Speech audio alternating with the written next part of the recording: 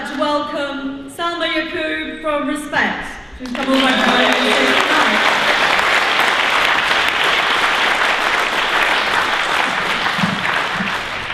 Thank you. As we gather here today to plan for the biggest ever demonstration on October 20th, I just want to remind us that next year marks the 10th anniversary of the great February 15, 2003 demo against the war in Iraq, when millions of people, not just in this country but around the world, came together to say, "Not in my name." And nearly 10 years on now, I believe that we are facing another war. Not one abroad, but one at home. Because whatever their carefully crafted phrases like, "we're all in it together," the reality is this: they have declared, or undeclared, quietly declared, a class war. And they hate it when you say it as abruptly as that, because that's the last thing they want to bring out in the open.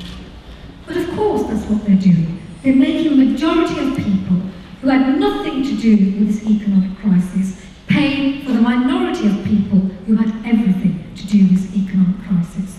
And we're already hearing about the effects. And that's just 2 years in. And that's just 10% of the cuts in.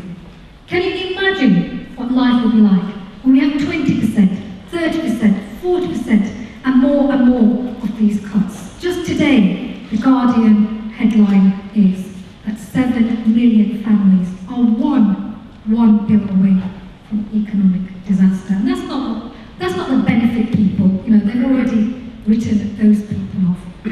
Because this is what this government's about: divide and rule.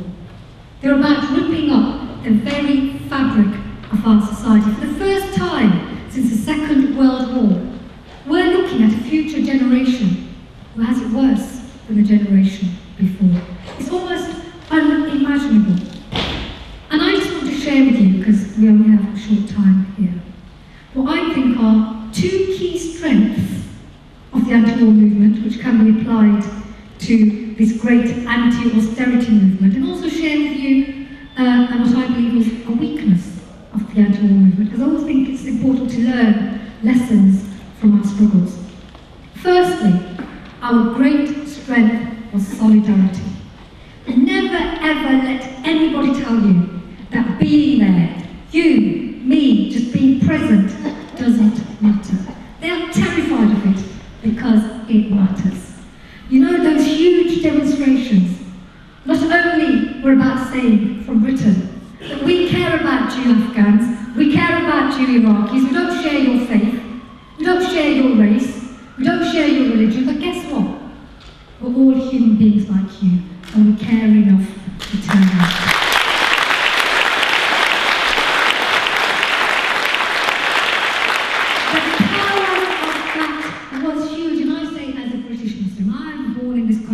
Kids are born in this country, but I tell you, I did not feel I belonged after 9/11 with the vicious onslaught against Muslims, stereotyping and demonising, and it was those fantastic demonstrations which certainly restored my sense of hope and belonging and strength, because that's what we give each other as people.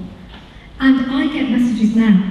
You know, we talk here now, today, we had Klasky talk about the Middle East and uprisings, and Arab uprisings.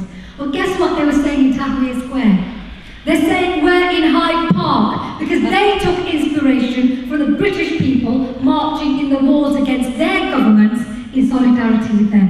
So we didn't plan that. I can't say we had a cunning plan in Britain to inspire people abroad. We were doing what we thought was the right thing, the decent thing. But that's what happens when you do the right thing. Beautiful things happen, inspirational things happen. And now, of course, we take inspiration from them and what they've achieved in the face of far, far greater obstacles and real challenges, which we are only beginning to get a taste of in comparison in this country. So that's the first thing, solidarity. The second thing was the strength and clarity of our argument. Because you know what, as we sit here today, it seems almost ridiculous that anybody believed that lie about the weapons of mass destruction. And yet at the time, it was so urgent. We're going to get attacked 45 minutes away. We have to go. We have to act. We have to go into war.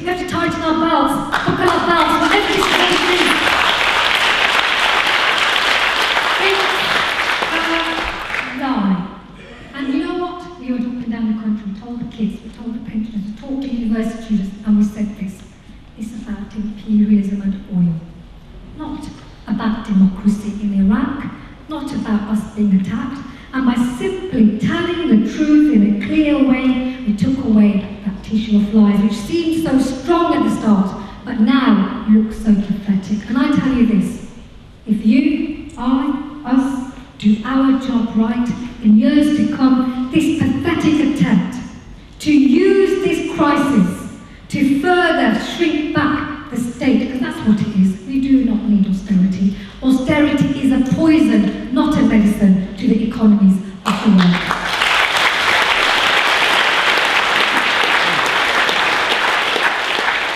But just as our rulers did not give a fig about the Iraqi people, they did not care about the thousands that were being killed, whilst they proclaimed that we are on a civilizing mission because we care about those Afghan women under those burqas. Doesn't matter if we leave them in a shroud at the end of what we've done. In the same way, they tell us that's what we have to do for our country. Stiff upper lip and all that. But who is paying the price? Not the people who caused the crisis. In fact, if you today, this is the third thing I'm coming to now, is having an alternative. That alternative is also right here. Financial Transaction Tax, FTT. Last time round it was oil, this time FTT. 0.05%, what's that? 0.05% of every transaction. Guess what? We get £30 billion in our coffers every year, not one single cut necessary. And the bankers, they can have their big houses, they can still send their kids to private schools, they can still have their holidays, because 0.05% is going to turn them out of their houses or out their jobs, yet they want 750,000 public sector workers kicked out of their jobs, which will also impact directly in every local economy in the private sector.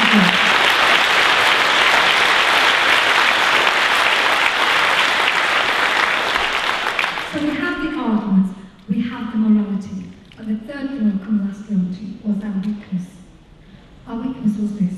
Despite the fact we had the biggest ever demonstration in the whole of British history, 2 million people by February 2003. Even some of the media had finally started coming, so I don't expect them to support me, by the way. There'll be a while, unless you get a massive tipping point, then they'll come on board. This is the time of struggle right now.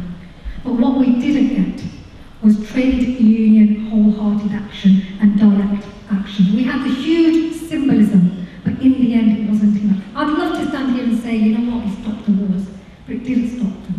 It had a massive cultural shift. Tony Blair was kicked out with ignominy. He would not have been in the way that he is now. George Bush now been re-elected. Huge positive consequences happened, but the prize that we wanted didn't. And this time round, we cannot afford to be in that situation. That's why I'm heartened. I'm heartened that TUC called this March, October 20th. I'm heartened that the Unite Union has actually opened its membership to people who don't necessarily work, opening up to communities. And so my message to you is this. Let us make October the 20th a day to remember.